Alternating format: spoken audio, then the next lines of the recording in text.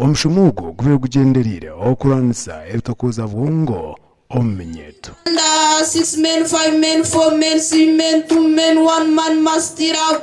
Akaturebere eminyeto myingi nesisikara nerwo mu mashomero bari mu kuresa bari mu kunyamarwa bari mu kuresa etabe cyaretera abantu bategana munonga emitwe yabo namwe barigira mbaba bagwira zakura uragumana tarahisho uza kuzo mu office wa headmaster kuja takareta gana shilingi igana zishono school fees bono kiza kuza kumuchonoza kumuroshanga atache kumwana abeji bashabirwe kwerinda emihanda mibi yakubasa kubata omukohibwa kabe nitero muranga bebembezi abinubushobozi bitekaho uburyo bukurwanisa ebitokooza-bwongo bikanyire byabebe yinche so ubwo muzano bagukora konka Abazaire babireba bamanya ngo hata Abazaire bakibamanyaho bamanya ngo hatu no kuzo umurimo gw'amani ugunyikira kurenga abana bitu bakora cyo bishukuru bitu wabo batazo mbintu ibi Nathan Bwanyuma omnyishengero wa Bukanga North asimira Abazaire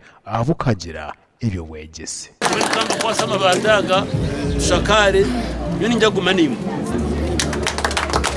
shumero kigaragara rakari shumero twatandikire durukumi munonga rina n'abana bake munonga abo kusanga tutine facilities nk'amazu g'abashomesa tutine classrooms tutine maize ngo tutine amashanyarazi hako mushomesa na yanangwazo munju irumuka TV mu mashanyarazi omuganda abana b'amashomero baraburwa okwerinda obutejumbu mu campaign z'obururu bakasigaho okushoma okushabuka kwahebwayo DPC wa Mbarara City SP Kenneth Kabwigo amukorwa kurunda abakuru babebembeza b'amashomero ga senior gaunasa okorirwe ari intale school aho mu Rwampara.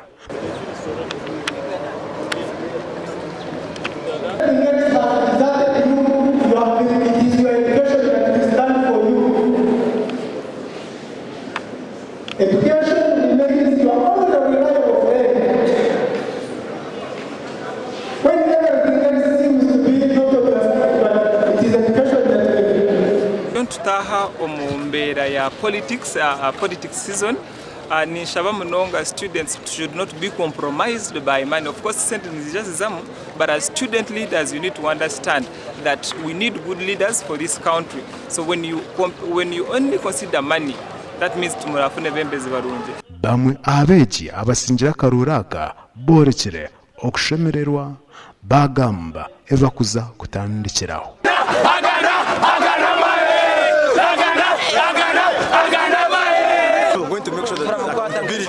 I'll make sure that all schools, developing schools are catered for.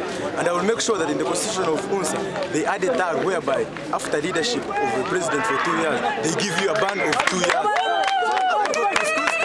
You can go through and develop. One of my biggest ambitions, or one of my biggest dreams, is serving the Republic by leading the people into doing what is right. That's why I'm so much excited. I'm so much blessed. I appreciate those who have supported me since day one up to this time. I really feel something very inside my heart for reaching out this time. Amakuraga gashe kwa Anita Tukunda na Elias Rutugusa.